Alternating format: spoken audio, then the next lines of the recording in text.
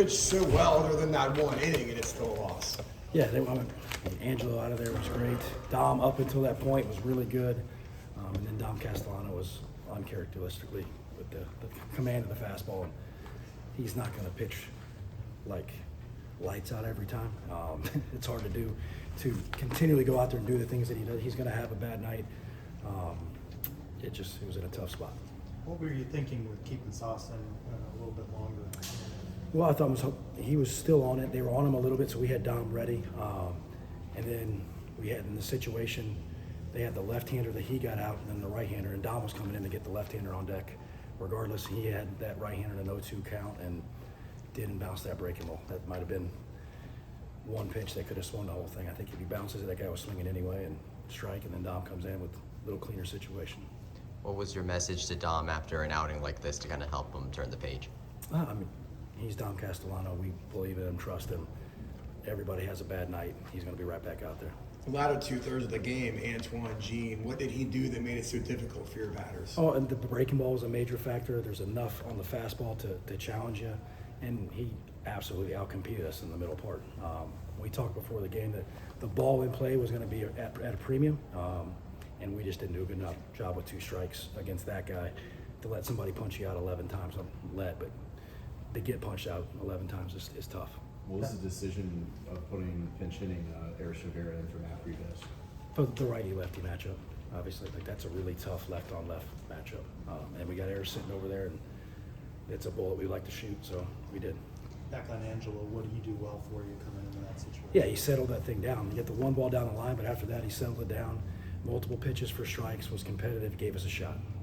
What were you thinking there, bottom of the lines? Were you thinking, bases loaded? Were you just thinking finally the gate's going to open? And Yeah, you told me you got a shot to win the game, bases loaded, 1 out, and Espinal and Williamson coming up, I'll take it.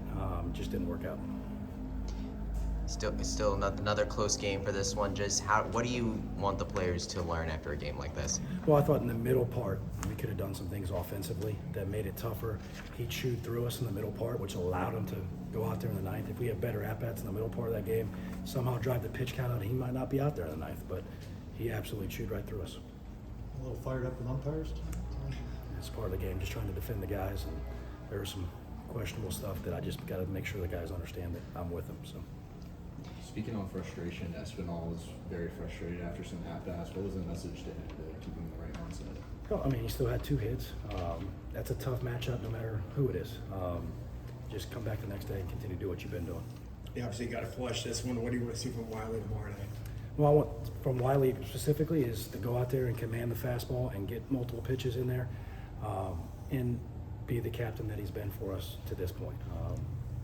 I want to see a response from the team. Like that's the biggest thing. Like you can still win a series, but you're gonna have to do it the hard way. What's your response? What's our barometer as a team? And that's what I want to see tomorrow. You had the chance to recognize the 1995 NCAA tournament team tonight, Coach Jay Burnfield. Of course, that was before your time, even as a player. Mm-hmm. So, what was it like to welcome them as the head coach of the program to the field? Yeah, that was a team that I watched in high school. They won 29, I think, straight games. That was an unbelievable team. They are a big part of this program now with the fundraising aspect of it and what they bring to our program. And they were around all day with the golf tournament, and it was just great to have them back. I know Bergman's been back. He was back last year, but Coach Kozart, I'm not sure if this might have been the first time he's been back in a while. He's another coach that's meant a lot to your career. Yeah. What was it like having Cozy back? Yeah, the last time he was back, I think, was for Kyle Bono's Hall of Fame induction. So this is his first time back at a game. That guy recruited me, gave me my first shot to actually be a coach, recruiting-wise. He's like a second dad to me, so it was great to have him back. 29 games, you said, right? Yeah, you know what it is, right? Yeah, 20. Yeah. That's crazy. Right? Yes, that's like 3 months worth of winning in a row. What's the most you've won? Player, coach? Probably somewhere in the 10 to 12, 15. So 29. Yeah, think about that. It's crazy to do that. I mean, the pressure's just got to amp up. Yeah. And then eventually, when you win that many, like you're getting everybody's best shot, right? Like if somebody wants to be the one to knock that streak off, I hope we win 29 straight. You'd like to know what that's like. Yeah, that would be great. Guys, Appreciate it. Thanks a lot. Thanks, Coach. Try to get my